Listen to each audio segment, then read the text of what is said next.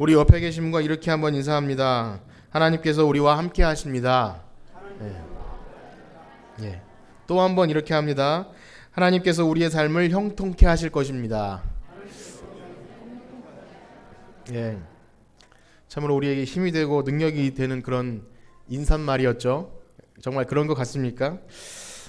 그런데 이러한 그 믿음의 겉면의 말의 의미를 가만히 살펴보면 꼭 정말 성경 말씀에 비춰진 것인지, 성경 말씀에 근거를 두고 이런 인사를 하는 것인지 아닌지를 잘 구분해야 되는데, 왜냐하면 세상 사람들도 부자 되세요, 새해 복 많이 받으세요 라고 할 수 있고, 교회를 오래 다녔기 때문에 하나님이 함께 하실 겁니다 라는 말이 그냥 무의식적으로 인사말처럼 또 형통하게 할 겁니다 라고 할 수도 있을 겁니다. 이것이 뭐 큰 문제는 일으키지 않겠지만 계속 쌓이고 쌓이다 보면 말씀에서 벗어난 내가 원하는 일이 잘 되게 해주셔야 그분이 바로 하나님이고 우리 하나님을 잘 믿으니까 그렇게 될 것입니다 라고 그렇게 할 때 다른 복음, 또 다른 하나님, 다른 성경을 따라가게 될지도 모릅니다. 그렇게 오늘도 우리 주신 말씀을 따라서 이 요셉이라는 한 인간의 삶을 통해서 하나님이 이렇게 했더니 국무총리 되게 해주셨구나, 하나님이 함께 하시니까 뭔가 되네, 그런 모델을 발견하는 것이 아니라 과연 정말 하나님께서 한 연약한 인간에게 함께 하실 때 일어나는 일은 어떤 형태로 어떤 모습으로 일어나는지와 또 형통하게 하신다는 그 의미는 과연 무엇인지를 발견해서 정말 하나님과 동행하시고 또 형통하게 되시는 여러분들 되시길 간절히 축복합니다. 우리 1절 한번 읽어보겠습니다. 39장 1절입니다. 시작. 요셉이 이끌려 애굽에 내려가매 바로의 신하 친위대장 애굽 사람 보디발이 그를 그리로 데려간 이스마엘 사람의 손에서 요셉을 사니라. 1절 말씀은요, 요셉이 형들에게 팔려서 애굽으로 이끌려 내려갔다, 이 내려갔음을 기록하고 있는데요, 여기서 내려갔다는 말 속에서 우리 지난주 유다의 삶과 지금 대조되고 있는 것을 보고 있는데요, 잠깐 그렇게 말씀드렸죠. 요셉은 팔려간 야곱의 그 요셉 아들 이야기, 그 다음에 38장은 그 외에 유다를 대표하는 가나안 땅에서 정착하고 있는 아들들 이야기 말씀을 드렸어요. 그런데 지난주 요셉을 팔아버린 형제를 대표한 유다도 38장 1절에 보면 형제들을 떠나서 내려갔다 이렇게 나와요. 그러니까 요셉도 팔려서 내려갔고 유다도 자기가 더 이상 아버지와 지낼 수 없었는지 뭔지 내려갔습니다. 그런데 이 두 모습이 굉장히 비교가 되는데요, 유다의 삶은 뭐라 말할 수 없을 정도로 처참했습니다. 기억을 떠올려 보시면 주일학교에서는 가히 설교하기 어려울 정도로 뭔가 이렇게 아들이 죽고 며느리와 이렇게 해서 자식이 태어나는 그런 어려운 상황들을 보게 됐어요. 그런데 이와는 대조적으로 요셉은 자기가 원치 않았지만 팔려서 애굽으로 내려갔습니다. 그러나 그 요셉의 삶이 어떠하였습니까? 2절과 3절을 한번 읽어보겠습니다. 2절과 3절입니다. 시작. 요셉교에서 요셉과 함께 하심으로 그가 형통한 자가 되어 그의 주인 애굽 사람의 집에 있으니 그의 주인이 여호와께서 그와 함께 하심을 보며 또 여호와께서 그의 범사에 형통하게 하심을 보았더라. 아멘. 너무 좋은 말씀이죠. 그렇습니다. 비록 그의 현재 모습이 노예 신분이고 전혀 의도치 않은 삶의 방향으로 억울하게 이끌려 내려갔지만 지금 유다를 대표로 하는 다른 형제들의 삶과는 완전히 달라요. 그의 삶 앞에 그의 삶과 하나님께서 함께 하셨고 또 그래서 형통한 자가 되었다는 것입니다. 여러분, 요셉과 같은 삶 되시기를 축복합니다. 정말 아멘이신가요? 그럴 줄 알았습니다. 여러분, 지금 요셉의 신분이 뭐죠? 노예입니다. 노예. 노예로 팔렸는데 하나님이 함께 하셨고 형통하게 되었다. 그게 무슨 의미가 있죠? 우리가 성경을 남의 이야기라고 생각하고 또 우리가 익숙하게 들었던 요셉 이야기라고 생각하니까 하나님이 함께 하셨대, 형통하셨대 하니까 좋아 보일지 몰라도 여러분, 이게 내 이야기라고 생각해 보세요. 우리가 노예로 팔렸습니다. 그런데 하나님이 함께 하신대요. 뭐 이거 말장난하는 거 아닙니까? 이거 어떻게 설명해야 될까? 아니, 하나님께서 함께 하셨으면 아예 팔리게 하지 마셨어야죠. 그렇죠? 근데 하나님 함께 하신대요. 그런데 노예입니다. 그렇게 생각하면 우리가 여러 가지 그 성경을 낯설게 읽고 정말 내 이야기라고 읽으면 요셉은 대단하니까 앞으로 잘 될 거니까 괜찮을 거야 라고 생각하고 읽으면 그렇게 피상적으로 읽을 수 있지만 정말 내 이야기라고 읽으면 도저히 우린 용납이 안 될 거예요. 하나님이 누가 이렇게 축복해줬어요. 하나님 함께 하실 겁니다. 근데 내 속은 지금 썩어 문드러져 있는데 형통하게 될 겁니다. 그러면 절대 받아들여지지 않죠. 그래서 이렇게 생각이 됩니다. 지금 요셉이 하나님께서 함께 하심으로 또 범사에 형통한 자가 되었다는 것, 그 의미에 대해서 우리는 좀 더 자세히 오늘 말씀을 통해서 깨달아야 됩니다. 그냥 좋은 이야기, 잘 될 거예요, 형통하게 될 거예요가 아니라 정말 말씀에서 무엇을 이야기하고자 하는 바를 깨달아야 됩니다. 근데 여러분, 제가 이렇게 말씀드리면서 그러면 하나님이 함께 하심, 형통하심이 뭔가 지금 성경과 다른 것을 발견하셨다면, 여러분, 이 성경에서 말하는 함께 하심과 형통하심이 여러분의 생각과 같았습니까? 달랐습니까? 예. 만약에 달랐다고 친다면 이제 성경을 우리의 시선으로 맞춰 봐야 될까요? 아니면 성경이 무엇을 말하는지에 따라서 우리의 시선을 수정해야 될까요? 우리의 생각을 수정하시길 축복합니다. 만약에 우리 생각에 사로잡혀서 계속 성경을 보게 되면 다른 건 잘 안 보여요. 그 다음에 결과 국무총리 잘 될 거야. 그래 요셉이 잘 사용되었어. 그만 보게 되지만 그 사이사이 하나님께서 어떤 상황에서 함께 하셨는지 또 어떻게 형통하게 하셨는지를 잘 살펴봐야 됩니다. 왜냐하면 그것은 지금 여기서 말하고 있는 하나님이 함께 하심 또 형통하게 하심, 그 의미를 잘 살펴보면 이거예요. 우리의 처한 상황이나 형편과는 아무 상관없이 지금 나의 삶이 하나님의 손에 붙들려서 쓰임받고 있는가. 다시 한번 제가 읽어드릴게요. 우리의 처한 상황이나 겉모습과는 아무 관계없이 지금 나의 삶이 하나님의 손에 붙들려서 쓰임받고 있는가예요. 이거에 대해서 계속해서 더 설명드리겠지만 그것입니다. 지금 내 삶이 하나님의 계획대로 가고 있는가. 그 계획이 우리의 생각과 우리가 생각하는 그런 잘나감과 형통함과 상관이 없을지라도 지금 하나님의 계획대로 가고 있는가. 여러분, 우리는 이미 요셉 이 모든 고난의 시간이 끝난 이야기를 알고 있어요. 국무총리가 된다는 걸 알고 있기에 지금 요셉이 겪는 일은 요셉은 지금 하나님의 계획을 알고 있으므로 넉넉하게 이기고 가고 있을 거야 라고 생각할 수 있지만 전혀 그렇지 못해요. 여러분, 요셉이 후에 형님들이 그렇게 얘기하는데 요셉이 구덩이에 떨어져서 그냥 담담하게 나를 던졌네 이렇게 하고 있었을까요? 막 울면서 애원했어요. 형님들 나를 좀 살려주세요 하면서 막 애원하는데 자기네들이 그걸 외면했다 이렇게 표현한다는 것은 요셉이 꿈을 꿨지만 자기가 당하는 고통에 대해서, 현재 고통에 대해서 담담하게 받아들인다는지 아니면 하나님을 잘 믿으니까 괜찮을 거야 라고 생각했던 게 아니라 울면서 애원했어요. 그리고 여러분, 노예로 팔릴 때조차 나는 그래도 저기 애굽왕 바로의 친위대장 보디발의 집에 팔렸네. 그나마 감사하네. 이렇게 했을까요? 그냥 노예예요, 노예. 그 아들의 아름다운 그 야곱의 아들에서 그렇게 편애받고 자라던 귀한 아들이 그냥 노예로 전락한 겁니다. 그렇기 때문에 그냥 고통과 절망의 순간이 이어지고 있는 거예요. 자, 어떻습니까? 이런 측면에서 본다면 우리도 이런 상황을 겪을 수 있을 것 같아요. 우리도 나름대로 교회 열심히 다니고 주일도 잘 지키고 하나님 그래서 함께 해주세요 기도하고 간구했는데 만약에 이런 상황에 처한다면, 나도 생각지도 못한 팔려서 이런 경우 이렇게 노예된 경우는 없다 할지라도 정말 예기치 않은 사건들이 우리 삶에 펼쳐질 때 그때도 여러분 하나님께서 함께 하십니다 라고 고백할 수 있을까요? 아니면 형통한 거예요 라고 고백할 수 있으시겠습니까?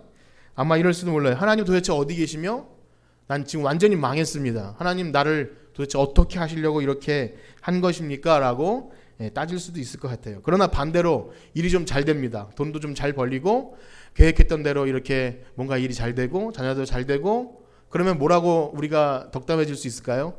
형통하네.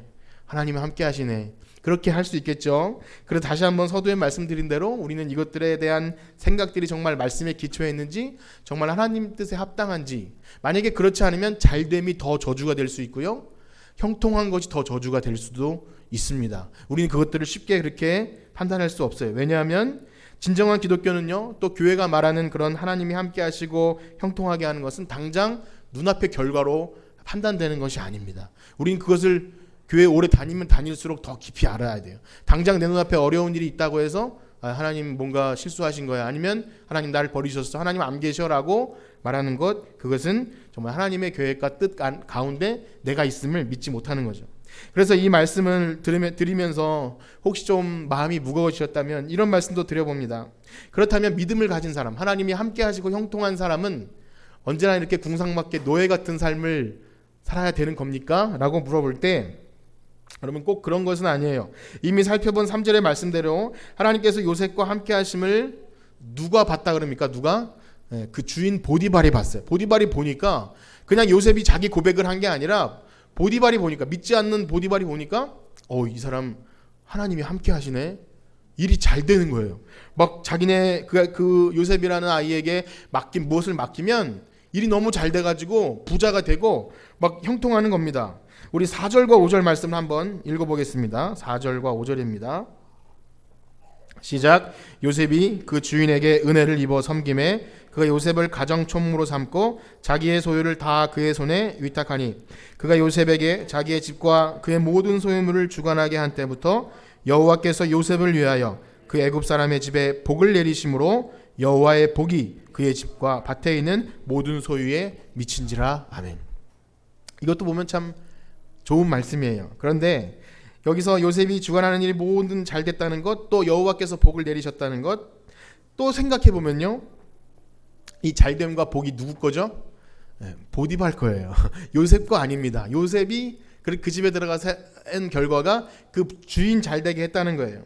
보디발이 부자가 됐죠. 요셉이 부자가 된 게 아니에요. 지금 노예 신분이 상승된 것도 아니고 그냥 좀 신임받는 노예 정도인 거죠. 뒤에 보면 그 누명을 쓰고 가차없이 감옥으로 가는 것 보면 그냥 그는 노예였습니다. 그래서 이런 말씀을 한번 드리고 싶어요. 그러면은 잘 믿어서 남 주는 거네. 우리가 복 받아서 남 잘 되게 하는 거네. 그것이 맞습니까? 틀립니까? 이건 맞습니다. 여러분 한번 옆에 계신 분에게 인사할까요? 잘 믿어서 남 줍시다. 예. 다시 한번 합시다. 복 받아서 남 줍시다. 예. 혹시 그게 싫으신가요? 기독교는 그 정신입니다. 우리가 있는 곳, 정말 믿는 사람들이 그 사업, 직장, 손대는 것마다 잘 돼요. 그것은 맞습니다. 부인할 수 없어요. 그런데 남 잘 되게 하는 일이에요. 물론 우리도 그럴 수 있는데 그런 욕심을 갖지 말라는 것이 아니라 중요한 것은 뭐냐면, 여러분 이제 말씀드리겠지만 더 중요한 게 뭐냐면 바로 보디발의 집을 부욕해 하셔서 그 한 목적은 뭐냐면 보디발이 보기에 요셉이 정말 하나님이 함께 하시고 형통한 자가 되는 근거는 이방인 보디발의 눈에는 그거밖에 증거가 없는 거예요. 그가 믿음이 있었겠습니까? 무슨 성경 체험이 있었겠습니까? 그가 볼 수 있는 기준은 오로지 그거예요. 요셉이 손대니까 잘 되네. 이 사람 분명히 하나님이 함께 하시는 사람이야. 분명 요셉에게 도움되는 건 아무것도 당장은 없지만 후에 보면 이 보디발이라는 사람이 그래도 손을 써서 요셉을 이렇게 그 애굽왕의 신하들을 섬기게 해요. 이건 다음 장에 보게 될 겁니다. 그런데 그런 것들을 하나님께서 준비하시기 위해서 잘 되게 하시고 이런 것들이 있는 것이지 그 자체가 목적이라면, 여러분 만약에 부자 됐어요. 보디발이 부자 되면 넌 절대 여기서 가면 누명 써도 내가 지켜줄게. 너는 신임받는 노예야. 그렇게 해서 그의 인생이 마무리됐다면 성경이 기록될 이유가 없는 거예요. 그러니까 지금 하나님께서는 작전대로 준비하고 있어요. 보디발의 눈에 얘는 그렇게 거짓말할 애가 아니고 사실 내 마누라가 좀 문제지 얘가 그런 일을 하는 건 아니야. 이런 것들을 보디발로 하여금 이렇게 갖게 하신 거예요. 그러므로 하나님은요, 상황과 때에 맞게 요셉으로 하여금 손댄 일마다 잘 되게 하셔서 지금 그것도 그 일 자체가 목적이 아닌 하나님의 뜻대로 지금 요셉을 사용하시고 보디발도 그렇게 이 사람은 하나님이 함께 하시는 사람이구나 보게 하신 거예요. 자, 어찌되었든 요셉은 지금 노예는 노예이지만 보통 노예는 아닙니다. 하나님께서 그에게 복을 주셔서 보디발의 집을 잘 되게 하심으로써 뭔가 신임을 얻고 위치가 탄탄해집니다. 그러나 말씀드린 대로 궁극적으로 요셉이 있을 곳은 그 집이 아니에요. 그 집의 노예가 하나님이 애굽으로 팔리게 하신 이유와 목적이 아닌 거죠. 그러면 이제 어떻게 해야 됩니까? 문제가 발생해야 돼요. 만약에 거기서 문제가 발생하지 않고 잘 됐다면 그래 이제 노예 아니고 그냥 우리 집의 일을 맡은 집사 정도로 내가 신분 상승을 시켜줄게. 그래서 인생이 마무리된다면 그것은 아무 의미도 없을 것입니다. 자, 이제 문제가 발생하는데요. 6절에서 7절 읽어보겠습니다. 39장 6절 7절 시작. 주인이 그 소유를 다 요셉에게 손에 위탁하고 자기가 먹는 음식 외에는 간섭하지 아니하였더라. 요셉은 용모가 빼어나고 아름다웠더라. 그 후에 그의 주인 아내가 동침하기를 청하니. 예, 오늘도 19금 이야기가 또 나왔습니다. 도대체 요셉의 용모가 얼마나 빼어나고 아름다웠는지 알 수 없어요. 보디발의 아내가 노골적으로 요셉과 같이 자자고 동침하자고 요구합니다. 사실 너무나 노골적이어서 민망한 것 같기도 합니다. 지난주에는 그 뜬금없이 사모님이 어딜 잠깐 가자고 해서 이렇게 끌려갔는데 영화를 보고 왔습니다. 기생충이라는 영화를 보고 왔어요. 기생충. 그런데 사람이 사는 모습이 다 다르고 아주 품격 있는 부잣집이 있고 가난한 집이 있고 지하실에서 기생충처럼 사는 집인데 동일한 건 뭐냐면 그 성생활하는 건 다 똑같다는 그런 여러 가지 그 메시지가 굉장히 많은데 다 그런 것 같아요. 그래서 이 주인마님과 노예 요셉과 묶어줄 수 있는 그런 것들이 다시 좀 생각이 나요. 아무래도 당시에 노예라는 존재가 주인의 소유였겠죠. 주인의 소유. 그렇기 때문에 주인마님이 요구하면 그냥 들어줘야 했을 그런 신분이었는지도 모릅니다. 그렇기 때문에 그냥 자연스럽게 요구한 것일 수도 있어요. 그러나 지금 요셉은 유혹하는 그 주인마님의 노골적인 요구에 보면은 말씀드렸죠. 38장의 유다가 며느리가 창녀로 변신해서 노골적으로 유혹하는 거에 그냥 아무 꺼리낌 없이 넘어갔다면 지금 여기에서는 요셉은 사실은 노예 신분으로서 의뢰에 그냥 그렇게 해서 더 좋은 위치를 확보할 수 있는 위치임에도 불구하고 굉장히 뭐라 그럴까요? 도전을 합니다. 그것은 뭐냐면 거절하는 거죠. 그래서 그런 한편으로는 이런 생각이 들어요. 여기서 말하는 그런 주인마님의 성적인 유혹과 이런 것들이 그저 성적인 타락을 의미한다기보다 여러분 우리가 이 세상을 살아가면서 여러 가지 타협하고 또 우리가 우리의 마음을 주고 또 그냥 조금만 손잡으면 우리가 편안해질 수 있는 그런 것들에 대해 이야기하고 있는 것 같아요. 왜냐하면 만약 하나님의 사람 요셉이 아니라 그냥 어떤 노예라고 칩시다. 그러면 편안하게 살기 위해서 주인마님과 친하게 지내고 그러면 그냥 노예도 사랑받는 노예가 되어서 거기서 어떻게 보면 더 자기의 목숨줄이 더 길게 연결될 수도 있는 것 같아요. 그런 면에서 본다면 요셉은 자기의 노예 신분이 그 어쩔 수 없는 노예 신분이라는 걸 이용해서 내가 여기서 버림받고 형들에게 버림받고 이제 내 삶은 내가 알아서 구축해야 돼. 그렇기 때문에 주인마님이 나를 사랑해주면 여기서 그렇게 살 수 있을 거야 라고 판단할 수도 있을 것 같아요. 그런데 요셉은 어떻게 반응합니까? 우리 8절에서 10절을 한번 읽어보겠습니다. 시작. 요셉이 거절하며 자기 주인의 아내에게 이르되 내 주인이 집안의 모든 소윤을 간섭하지 아니하고 다 내 손에 위탁하였으니 이 집에는 나보다 큰 이가 없으며 주인이 아무것도 내게 금하지 아니하였어도 금한 것은 당신뿐이니 당신은 그의 아내임이라. 그런즉 내가 어찌 이 큰 악을 행하여 하나님께 죄를 지으리이까? 여인이 날마다 요셉에게 청하였으나 요셉이 듣지 아니하여 동침하지 아니할 뿐더러 함께 있지도 아니하리라. 아멘. 요셉은 주인의 아내 요청을 단번에 거절합니다. 아니 돈 주고 팔려온 노예의 주제에 뭐가 그렇게 도도하고 대단해서 누가 보기라도 한단 말입니까? 그 주인이 없었을 테고 아주 넓은 집에서 그러니까 노예로 팔려온 자기 형님과 아버지 아무것도 없는 상태에서 뭐가 그렇게 대단하길래 그것을 거절한단 말이에요. 어차피 형들에게 팔려서 망가진 인생이라고 생각할 수도 있는 건 아닙니까? 그런데 분명히 말하죠.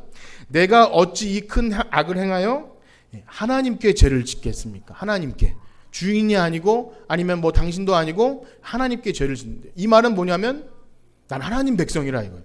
지금 내가 노예로 팔려왔을 뿐이지 난 하나님 백성이라. 옆에 계신 분과 이렇게 인사할까요? 난 하나님 백성입니다. 기억하셔야 됩니다. 어딜 가도 우리는 하나님 백성이라. 지금 무슨 말이냐면 지금 자신의 처지가 돈 받고 팔려온 노예이지만 그래서 아무 힘도 없고 초라하고 당신이 날 마음대로 할 수 있을 것 같다고 생각하지만 나는 전능하신 하나님의 백성이라는 거예요. 얼마나 여러분 당당하고 기품이 있습니까? 정말 그리스도인이 세상에서 이래야 되는 건 아니겠습니까? 여러분 그렇게 사실하고 계시나요? 아까 전에도 영화 얘기를 했지만 저도 예전에 영화 본 것 중에서 감명 깊게 본 대사가 어떤 어쨌든 그 유명한 영화 배우가 좀 부정부패하고 비리하는 경찰에게 우리가 돈이 없지 가오가 없냐? 그 대사가 생각나요. 신앙인이 정말 우리가 돈이 없지 하나님이 없습니까? 가오떨어지지 않기를 축복합니다. 우리 하나님의 백성, 하나님의 신분, 지금 요셉이 그렇다는 거예요. 정말 노예이고 아무것도 볼품 없어도 가오떨어지지 않게 행동하는 거죠. 주인이 자신을 이 집에서 가장 크게 만들어 주신 것. 특별히 여기서 이 말씀을 보면서 이렇게 연결이 되더라고요. 창세기를 우리가 쭉 볼 때 이런 비슷한 장면이 하나 있었어요.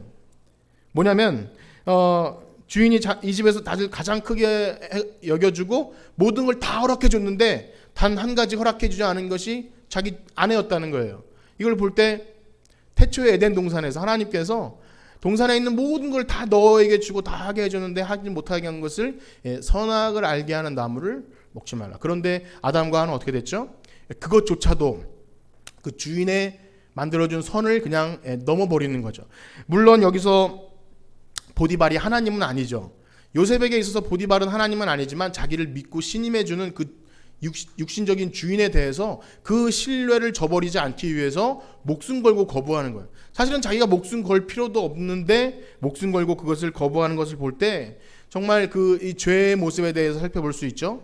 하나님이 다 허락해 주셨는데 정말 가오떨어지게 하지 말아야 될 것에 목숨 거는 것 너무 안타까운 건 아닙니까? 그래서 요셉의 이러한 모습 속에서 구원받은 신자들이 이 세상에서 살아갈 때 여러 가지 유혹이 있겠죠. 죄에 대해서 또 타협에 대해서 그렇게 할 때 정말 본받을 만한 모델이 되는 것 같아요. 그것은 뭐냐면 우리의 겉모습은 어떻든지 간에 세상에서는 뭐 흙수저, 금수저가 있고 더 사회적 신분이 있지 않습니까?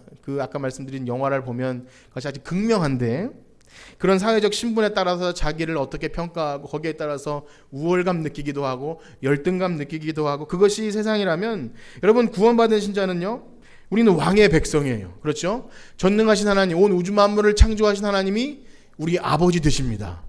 그것으로 좀 자부심이 생기나요? 그게 구원받은 신자예요. 우리 하나님 아버지. 그래서 전에 제 아들과 저기 이렇게 학교에서 행사하는 레일바이크 체험에 갔는데 다른 아빠들이 이렇게 뭘 사주니까 에녹이도 눈치를 보면서 아빠 저도 저기 떡볶이 먹어도 해요. 물론 먹어도 되지. 아빠 돈 있어요? 아버지가 엄청 부자거든. 이렇게 얘기를 했어요.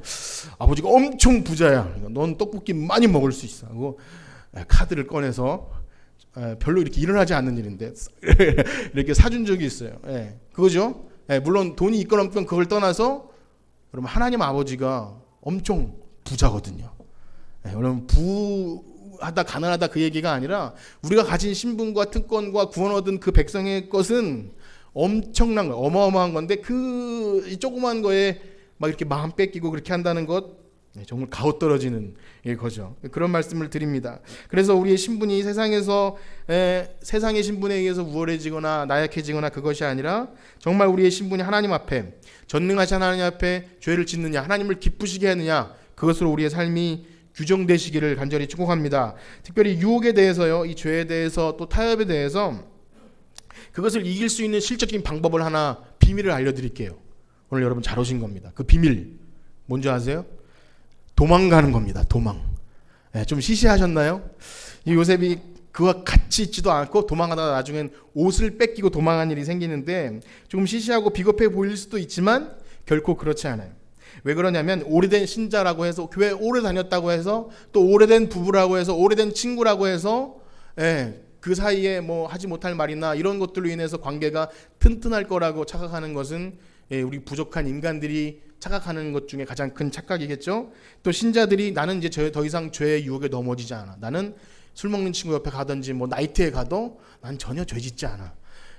뭐 여기서 말한 뭐 그런 창녀촌이나 아니면 여러 가지 곳에 가도 나는 전혀 유혹받지 않아라고 말하는 그 사람 자체가 뭔가 잘못된 거죠. 우리는 언제나 유혹받아요. 우리는 언제나 죄의 유혹에 넘어지기 쉽고 그래서 언제나 의지할 것밖에 없는 세월 지나갈수록 의지할 것뿐일세. 그 찬송가 가사처럼 우리는 세월 지나갈수록 의지할 것뿐인데 난 괜찮고 문제 없어라고 말하는 건 굉장히 교만한 겁니다. 그래서 제일 중요한 것은 가장 용기 있고 대단한 것은요 도망가는 겁니다. 옆에 계신 분에게 인사합시다. 도망갑시다. 도망가셔야 돼요. 도망가는 거 너무 중요해요. 남성들에게나 여성들에게나 닥칠 수 있는 여러 가지 유혹 그런 것들에 대해서 그 자리를 떠나는 건 너무 중요해요. 그래서 복 있는 사람은 죄인의 길에 서지를 않는다고 그렇게 성경 말씀 말하고 있는 거죠. 그래서 여러분 누가 험담하는 자리 혹은 내가 넘어질 것 같은 자리 나도 거기서 있으면 그 사람을 욕할 것 같고 그런 자리가 있으면 은근히 도망가셔야 돼요. 그냥 한번 드러나 보지. 우리의 영혼을 좀먹게 됩니다. 신앙을 든든하게 하고 말씀 공부하는 자리에 꼭 참석해야 되지만 그렇지 않은 데가 있으면 도망가셔야 돼요. 혹은 친구가 너무나 좋은 친구인데 나를 믿음의 자리에 있게 하는 게 아니라 세상의 자리에 있게 하는 세상의 뭐 재테크나 뭐 아이들 교육이나 이런 거에 아주 귀를 솔깃하지만 여러분 거기에서 영혼이 좀 먹어요. 우리가 알지도 못하는 사이에 세속적으로 변해버립니다. 그때 할 일은 뭐냐면 도망가는 거예요. 죄의 유혹에 있어서 또 우리를 마음에 병들게 하는 것에 있어서 그냥 거기에 앉아 있으면서 나는 뭐 괜찮아, 나는 그래도 믿음이 있어라고 말하는 것은 이제 우리 자신을 모르는 거죠. 그리고 반대로 기도의 자리에 있고 말씀 보는 자리에 있고 또 있으면 우리 영혼이 또 든든해지는 거예요. 여러분 그 죄의 자리에서 도망가기를 간절히 축복합니다. 자, 그러나 안타깝게도요, 이 일의 결과로 요셉은 누명을 씁니다. 일이 잘 되어서 주인이 그때 아니야, 요셉은 그럴 사람이 아니야라고 했다면 좋을 것 같지만 하나님의 계획이 그것이 아니기 때문에 요셉은요 이렇게 이제 감옥으로 가게 되는데 이런 생각이 들죠. 정말 하나님의 뜻대로 살려고 애쓰고 발버둥치고 부정한 일을 행하지 않기 위해서 주인 마님을 이렇게 하지 않기 위해서 애썼는데 결과가 이게 무엇입니까? 라고 반문할 수도 있겠지만 하나님은 불난 집에 부채질하듯이 또 이런 말씀을 하십니다. 우리 19절에서 23절까지 한번 같이 읽겠습니다. 시작. 그의 주인이 자기 아내가 자기에게 이르기를 당신의 종이 내게 이같이 행하였다 하는 말을 듣고 심히 노한지라. 이에 요셉의 주인이 그를 잡아 옥에 가두니 그 옥은 왕의 죄수를 가두는 곳이었더라. 요셉이 옥에 갇혔으나 여호와께서 요셉과 함께 하시고 그에게 인자를 더하사 간수장에게 은혜를 받게 하심에 간수장이 옥중 죄수를 다 요셉의 손에 맡김으로 그 재반 사물을 요셉이 처리하고 간수장은 그의 손에 맡긴 것을 무엇이든지 살펴보지 아니하였으니 이는 여호와께서 요셉과 함께 하심이라. 여호와께서 그를 범사에 형통하게 하셨더라. 아멘. 또 나왔습니다. 여호와께서 함께 하시고 형통하게 하신다. 근데 지금 요셉은 어떻게 되었습니까? 이번엔 죄수예요. 죄수. 아까는 노예인데 신임받는 노예. 그래서 함께 하시고 형통하게 하신 거구나. 이번엔 죄수는 죄수인데 간수에게 신임받는 죄수. 그래서 하나님이 함께 하시고 형통하게 하신 거군요 라고 생각하면 또 깝깝합니다. 이게 뭐죠? 아니 그럴 것 같으면 아예 누명을 쓰지 말게 하시든지 왜 또 감옥에 가둬놓고서 하나님이 은혜를 더하시고 간수에게 잘 보이게 하셨을까요? 우린 다시 한번 서두로 돌아가서 하나님께서 우리와 함께 하신다는 것, 그리고 그것 때문에 형통하게 하신다는 것에 대해서 우리의 개념을 성경 말씀대로 확실히 잡으셔야 합니다. 서두에 말씀드린 대로 우리와 함께 하시기에 또 형통하게 된다는 것은 뭐냐면 우리의 겉모습과는 아무 상관없이 지금 나의 삶이 하나님의 손에 쓰임받고 있는가 없는가. 이것이 어려우면 주일학교 아이들에게 이렇게 얘기했어요. 지금 하나님의 작전대로 되고 있는가? 따라해 보실까요? 하나님의 작전대로 되고 있는가? 지금 여기서 보디발에게 누명을 안 쓰면 안 되는 거예요. 그리고 나중에 이 죄수가 이렇게 죄수 상태에서 간수에게 신을 받았지만 나중에 다음 장에 보겠지만 그때 그 일을 해결해 줬으면 너무 좋았을 텐데 그 일을 그때 해결해 주지 않은 이유가 분명히 하나님의 작전인 거죠. 이것을 모르면 너무 괴롭고 답답하겠지만 정말 우리가 하나님의 함께 하심과 형통하심이라는 것은 하나님의 계획대로 일이 지금 잘 진행되고 있습니다. 자, 그렇습니다. 말씀을 마치면서 이런 말씀을 드립니다. 하나님은 요셉이 보디발의 집에 인정받는 노예로 남길 원치 않으셨어요. 우리 누구도 우리 이 중에서도 어떤 사람도 세상의 노예로 남기를 원치 않으세요. 거기서 형통하고 잘 돼서 좀 약간 대박 쳤다. 그래서 거기서 남길 원치 않으시는 거예요. 그런데 거기가 잠깐 틀어졌다고 해서 뭔가 하나님의 계획이 틀려졌다고 우리가 착각하면 안 되는 겁니다. 하나님의 부르신 목적은 보디발의 집에 신임받는 노예도 아니고 옥중 간수에게 신임받는 죄수도 아니죠. 이 모든 일은 요셉을 키우시기 위한 또 하나님의 과정 속에 있는 것입니다. 그래서 당장은 우리의 삶에 잘 이해가 안 되는 상황들이 있습니다. 이 모든 일은 그러나 하나님께서 요셉과 함께 하심처럼 우리와 함께하는 순간인 줄 믿습니다. 그래서 어느 순간에도 하나님이 함께 하시지 않는 순간은 없는 거예요. 지금은 하나님께서 잠깐 어디 가셨나? 그것이 아니라 지금도 여전히 형통한 거예요. 내 삶에 내 생각엔 이해가 안 되고 답답하고 그럴지라도 이것도 형통한 것, 그렇게 고백하기를 축복합니다. 그래서 말씀을 마치면서 이런 찬송을 부르기 원하는데, 우리가 너무 잘 부르는 찬송, 나의 갈 길 다가도록 예수 인도하시니, 그 찬송 가사에 보면 내 주 안에 있는 긍휼 어찌 의심하리요, 믿음으로 사는 자는 하늘 위로 받겠네. 그리고 무슨 일을 만나든지 만사형통하겠네. 여러분, 오늘 말씀을 듣고 무슨 일을 만나든지 만사형통하겠네의 의미를 제대로 이해하셨습니까? 그렇다면 우리가 이 찬송가를 부를 때 정말 가사대로 부르는 거예요. 그냥 일이 펑펑 잘 터져서 만사형통이 되는 게 아니라 우리의 겉모습과 형편과 아무 상관없이 하나님이 나를 지금 사용하고 계시면 하나님, 이것은 형통입니다. 그렇게 고백할 줄 믿고요. 그리고 믿음으로 사는 자는 하늘 위로 받는다.